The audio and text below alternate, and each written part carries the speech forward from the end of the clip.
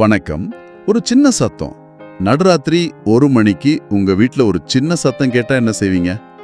James Thurber எழுதின ஒரு அருமையான கதையில அப்படி ஒரு சின்ன காலடி சத்தம் எப்படி ஒரு பெரிய போலீஸ் படையே வீட்டுக்குள்ள கொண்டு வந்து ஒரு போர்க்களத்தை உருவாக்குதுங்கிறத பத்தி தான் நம்ம இன்னைக்கு ரொம்ப ஆழமா அலச போறோம். ஆமா, இந்த கதையை எழுதின ஜேம்ஸ் தர்பர் அமெரிக்காவோட மிக முக்கியமான நகைச்சுவை எழுத்தாளர்கள்ல ஒருத்தர்.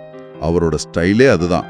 நம்ம அன்றாட வாழ்க்கையில இருக்கிற சின்ன சின்ன குழப்பங்களை எடுத்து அதை பூத கண்ணாடி வச்சு பார்த்து அதுக்குள்ள ஒளிஞ்சிருக்கிற அபத்தத்தை, அந்த நகைச்சுவையை வெளிக்கொண்டு வர்றது. கரெக்ட். இந்த அலசலோட நோக்கமே ஒரு சின்ன தப்பான புரிதல் எப்படி ஒரு சங்கிலி தொடர் விளைவா ஒரு செயின் ரியாக்ஷன் மாதிரி மாறி கட்டுக்கடங்காத குழப்பத்துக்கு வழிவகுக்குதுன்னு பாக்குறது தான். இது வெறும் கதை இல்ல, மனித மனசோட ஒரு விசித்திரமான செயல்பாட்டை பத்தின ஒரு சுவாரஸ்யமான ஆய்வுன்னு கூட சொல்லலாம். சரி, கதைக்குள்ள போலாம். நேரம் அதிகாலை 1:15 மணி. கதையை சொல்ற நம்ம ஆள் குளிச்சு முடிச்சுட்டு பாத்ரூம்ல இருந்து வெளியே வர்றார். அப்போதான் அந்த சத்தம் கேக்குது. கீழே இருக்கிற டைனிங் டேபிள யாரோ சுத்தி வர்ற மாதிரி ஒரு மெதுவான காலடி ஓசை. அந்த நேரத்துல அப்படி ஒரு சத்தம் கேட்டா மனசு என்னவெல்லாம் யோசிக்கும்? முதல்ல அவருக்குள்ள வர்றது பயம். இது ஒரு திருடனா இருக்குமோ, இல்ல இன்னும் ஒருபடி மேல போய் ஒருவேளை பேயா இருக்குமோன்னு கூட யோசிக்கிறார். ஆமா, இங்கதான் உளவியல்ல கேட்டஸ்ட்ரோஃபைசிங்னு சொல்ற ஒரு விஷயத்தோட சரியான உதாரணத்தை பாக்குறோம். அதாவது ஒரு சின்ன எதிர்மறை எண்ணத்தை எடுத்துக்கிட்டு அத கற்பனையிலேயே ஊதி பெருசாக்கி மிக மோசமான முடிவுக்கு வர்றது. அந்த சத்தம் காத்துல அசைற ஒரு பொருளா இருக்கலாம், இல்ல வீட்ல இருக்கிற பூனையா இருக்கலாம். ஆனா மனசு நேரா திருடம் பேயின்னு ஒரு பெரிய பேரழிவுக்கு தாவுது. இது நம்ம எல்லாருக்குமே நடக்கிறது தான் இல்லையா? புரிஞ்சாலும் ஒரு செகண்ட் மனசுக்குள்ள ஒரு திகில் படம் ஓடுமே, அது மாதிரிதான். அந்த பயத்துல அவர் உடனே தன்னோட அண்ணன் ஹெர்மனை எழுப்புறாரு. 2 பேரும் சேர்ந்து காதை தீட்டி கேக்குறாங்க. ஆமா, சத்தம் கேக்குது. இப்ப பயம் ரெட்டிப்பாகுது. 2 பேரும் மாடிப்படியில உட்கார்ந்து கீழே என்ன நடக்குதுன்னு உத்து பாக்குறாங்க. இந்த சத்தம் எல்லாம் அவங்க அம்மாவோட காதுலயும் விழுது. ஆமா, அவங்க எந்த சந்தேகமும் படல. 100% உறுதியா நம்பிட்டாங்க வீட்டுக்குள்ள திருடம் வந்துட்டான்னு. இதுக்கு மேல அவங்க செய்யற ஒரு காரியம்தான் இந்த கதையோட மொத்த போக்கியும் மாத்திர ஒரு அதிரியான திருப்புமுனை. ஆமா, அவங்க போன் பண்ணி போலீஸ கூப்பிடல, இல்ல உதவிக்கு கத்தல. ரொம்ப நிதானமா ஒரு முடிவெடுக்கிறாங்க. பக்கத்து வீட்டுக்காரரான திரு போட்வெல்ல எழுப்பணும்.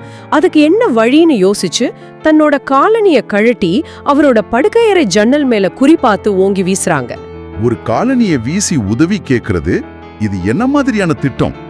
இதுதான் பதட்டத்துல மனித மூளை எப்படி வேலை செய்யுங்கிறதுக்கு ஒரு சிறந்த உதாரணம். அவங்க நோக்கம் ரொம்ப நேரடியானது, சத்தம் எழுப்பணும், உதவி கேட்கணும். சரி, ஆனா அவங்க தேர்ந்தெடுத்த விடுதான் ரொம்ப விசித்திரமானது. அந்த பதற்றமான சூழல்ல தர்க்க ரீதியான சிந்தனை அடியோடு போயிடுது. ஒருவேளை தன் வீட்டுக்குள்ள இருந்து கத்துனா திருட உஷாராயிடுவான்னு நினைச்சிருக்கலாமோ? இருக்கலாம். வெளியிருந்து ஒரு சத்தத்தை உருவாக்க நினைச்சிருக்கலாம். ஆனா அந்த விசித்திரமான முடிவுதான் அடுத்து நடக்க போற எல்லா குழப்பங்களுக்கும் முதல் புள்ளி. ஒரு சின்ன காலனி ஒரு முழு போலீஸ் படைய வீட்டுக்குள்ள கொண்டு வர போது பாருங்க. அந்த ஷூ ஜன்னல் கண்ணாடியை உடைக்க சத்தம் கேட்டு எழுந்த திருப்போட்டுவல் யாரோ தன் வீட்டின் மீது கல் எறியறாங்கன்னு நினைச்சு உடனே காவல்துறைக்கு போன் பண்ணிடுறாரு. இப்போ கதை அடுத்த கட்டத்துக்கு போகுது. போலீஸ் வராங்க. ஒரு சின்ன டாமினோ மாதிரி முதல் கல்ல அம்மா தட்டி விட்டுட்டாங்க. அடுத்து நடக்க போறது எல்லாமே அதோட விளைவுதான். கொஞ்ச நேரத்திலேயே போலீஸ் படை வந்து குவிஞ்சிடுது. ஒரு சாதாரண போலீஸ் கார் இல்ல, ரேடியோ பொருத்தப்பட்ட கார்கள், மோட்டார் சைக்கிள்கள்னு ஒரு பெரிய பட்டாளமே வருது. அப்படியா? ஆமா, அவங்க வந்து கதவை தட்டி யாருதுன்னு கேட்பாங்கன்னு பார்த்தா அதெல்லாம் இல்ல. நேரா வீட்டின் பிரதான கதவை உடைச்சுக்கிட்டு உள்ள நுழையறாங்க. சரி, உள்ள வந்ததுக்கு அப்புறம் நடக்கிறது தேடுதல் வேட்டையில ஒரு சூறையாடல். அலமாரிகளை திறந்து துணிகளை எல்லாம் தரையில கொட்டுறாங்க. மேஜை நாற்காலிகளை எல்லாம் தள்ளி விடுறாங்க. ஜன்னல் கண்ணாடிகளை உடைக்கிறாங்க. திரைச்சீலைகளை கிழிச்சு எறியறாங்க. வீடு ஒரு போர்க்களம் மாதிரி ஆயிடுது. இந்த அமளிக்கு நடுவுல ஒரு பெட்டியை திறக்கும் போது அதுல இருந்து ஒரு ஜிதர் என்ற பழைய இசைக்கருவியை கண்டுபிடிக்கிறாங்க. ஒரு நிமிஷம், அந்த சிதார் விஷயத்தை யோசிச்சு பாருங்க. மதியில வச்சு வாசிக்கிற ஒரு சின்ன வீணை மாதிரி இருக்கும். அந்த போர்க்களத்துல அந்த பதற்றமான சூழல்ல ஒரு இசைக்கருவி கிடைச்சதுதான் உச்சகட்ட நகைச்சுவை. தர்பர் எவ்வளவு அழகா அந்த அபத்தமான சூழலை உருவாக்குறார் பாருங்க. ஆனா இந்த போலீஸ் நடவடிக்கைய வெறும் மிகையான எதிர்வினைன்னு சொல்லிட முடியுமா? இதுக்கு மேல ஏதாவது இருக்கா? நிச்சயமா, இது ஒரு தனிப்பட்ட நபர் பயப்படுறதை விட அபாயகரமானது. ஏன்னா இது அமைப்பு ரீதியான பதற்றம்னு சொல்லலாம், ஒரு இன்ஸ்டிடியூஷனல் பேனிக். ஒரு தனி மனுஷன் பயந்தா அவன் மட்டும் ஏதாவது செய்வான். ஆனா போலீஸ் மாதிரி அதிகாரம் உள்ள ஒரு அமைப்பு சரியா யோசிக்காம செயல்படும் போது அது ஒரு பெரிய அழிவுக்கு வழிவகுக்கும். ஒரு சின்ன உறுதிப்படுத்தப்படாத சந்தேகத்துக்காக ஒரு குடும்பத்தோட வீட்டையே நாசமாக்குறாங்க. இது ஒரு குழப்ப பின்னூட்ட வளையம், ஒரு கேஆஸ் ஃபீட்பேக் லூப் மாதிரி. அது என்னது? அவங்க எவ்வளவு தேடியும் திருடன் கிடைக்கல. அதனால அப்போ திருடன் இன்னும் நல்லா ஒளிஞ்சிருக்கணும்னு நினைச்சு இன்னும் தீவிரமா வீட்டை உடைக்கிறாங்க. அவங்களோட செயலே அவங்களோட சந்தேகத்தை அதிகப்படுத்திக்கிட்டே போகுது. நீங்க சொல்றது முக்கியமான புள்ளி. அந்த ஒரு காலனி தான் எல்லாத்துக்கும் ஆரம்பம். சரி, கீழே இவ்ளோ அமளி நடந்தாச்சு, ஆனா கதை இங்க முடியல. இங்கதான் கதையில பெரிய ட்விஸ்டே வருது. மாடியில தாத்தா பாட்டுக்கு தூங்கிட்டு இருக்காரு. இந்த சத்தத்தை கேட்டு 5-6 போலீஸ்காரங்க துப்பாக்கியோட மாடிக்கு ஓடி தாத்தாவோட அறைக்கதவை நோக்கி விரைகிறாங்க. ஆழ்ந்த தூக்கத்துல இருந்து எழுந்த தாத்தா திடீர்னு தான் அரைவாசல்ல ஆயுதங்களோட நிக்கிற போலீஸ்காரங்களை பார்த்ததும் முற்றிலும் குழம்பிடுறார். சரி, அவருக்கு என்ன நடக்குதுன்னே புரியல. ஆனா அவரோட மனசு அவரை நிகழ்காலத்துல இருந்து பல வருஷங்களுக்கு பின்னோக்கி அமெரிக்க உள்நாட்டு போர்க்காலத்துக்கு கூட்டிட்டு போயிடுது. ஆமா, அவர் அந்த போலீஸ்காரங்கள ஜெனரல் மியூட்டன் படையிலிருந்து தப்பியோடும் வீரர்கள்னு தப்பா நினைச்சிடுறாரு. இதுதான் கற்பனையின் உச்சகட்டம். ஆமா, இது வெறும் வயசானவரோட குழப்பம் இல்ல. அந்த குடும்பத்துல ஒவ்வொருத்தரும் எப்படி யதார்த்தத்திலிருந்து விலகி இருக்காங்கங்கிறதுக்கு இது ஒரு சிறந்த உதாரணம். அம்மா காலனிய வீசுறாங்க, மகன்கள் பேயின்னு பயப்படுறாங்க, தாத்தா சரித்திரத்துக்கே போயிடுறாரு. இது அந்த மொத்த குடும்பத்தோட மனநிலையோட பிரதிபலிப்புன்னு சொல்லலாமா? நிச்சயமா. தாத்தா அவங்கள உள்நாட்டு போர் வீரர்கள்னு நினைச்சது வெறும் நகைச்சுவைக்காகவா, இல்ல அந்த தலைமுறையோட மனநிலையை காட்டுறதுக்கு தார்பர் பயன்படுத்துற ஒரு உத்தியா? இது ரெண்டுமே தானே நான் நினைக்கிறேன். முதல் கட்டமா இது ஒரு நகைச்சுவை. சரி, ஆழமா பார்த்தா ஒரு மனிதனோட மனசு தீவிரமான அழுத்தத்துக்கு உள்ளாகும் போது தனக்கு பரிச்சயமான ஒரு பழைய நினைவுக்குள்ள தஞ்சம் புகுந்துடும். அவருக்கு ஒருவேளை அந்த உள்நாட்டு போர் கதைகள் தான் அதிகமா தெரிஞ்சிருக்கு. அதனால தம் முன்னாடி நடக்கிற புரியாத புதிர விளக்க அவர் மனசு அந்த பழைய கதையை எடுத்து பொருத்தி பாக்குது. அந்த குழப்பத்துல தாத்தா ஒரு போலீஸ்காரர்கிட்ட தான் அவரோட துப்பாக்கியை பிடுங்கி அவங்கள நோக்கி சுட்டுறாரு. அடேங்கப்பா! அதிர்ஷ்டவசமா குண்டு போலீஸ்கார மேல படல. அந்த அறை முழுக்க புகை மண்டலம் ஆகுது. போலீஸ்காரங்க பயந்து போய் பின்வாங்குறாங்க.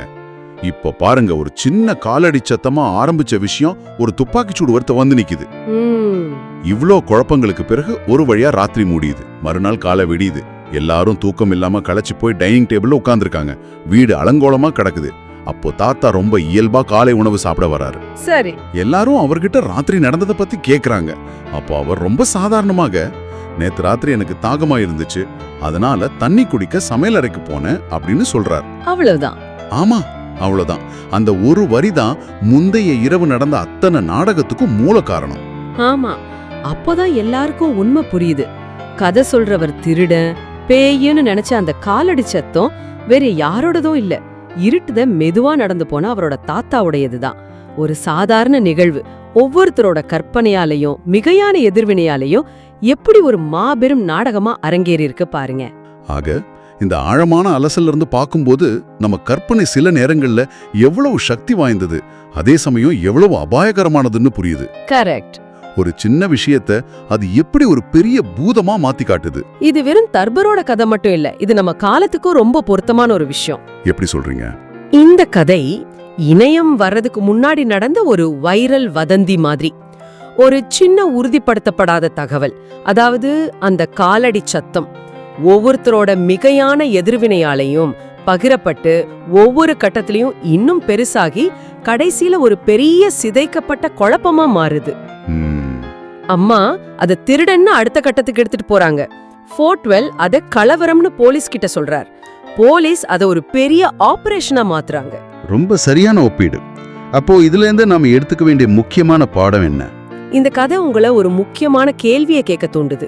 நீங்க எப்போதாவது இரவில் தனியாக இருக்கும்போது ஒரு சிறிய சத்தத்தை கேட்டு அது என்னவாக இருக்கும் என்று உங்கள் மனதில் ஒரு பெரிய கதையை உருவாக்கியதுண்டா? நிச்சயமா. அது ஒரு பக்கம் இருக்கட்டும். ஆனா நம்ம இன்றைய டிஜிட்டல் உலகத்துல ஒரு செய்தியை படிக்கும் போதோ ஒரு வாட்ஸ்அப் ஃபார்வர்ட பார்க்கும்போதோ முழுசா தெரிஞ்சுக்காம அதை நம்பி உணர்ச்சி வசப்பட்டு அதை அடுத்தவங்களுக்கு பகிர்ந்ததுண்டா? ஆமா. அப்படி செய்யும் போது நாமளும் ஒரு வகையில அந்த அம்மா மாதிரி அடுத்தவர் ஜன்னல் மீது ஒரு காலனிய வீசி ஒரு புதிய குழப்பத்தை தொடங்கி வைக்கிறோமான்னு யோசிச்சு பாருங்க.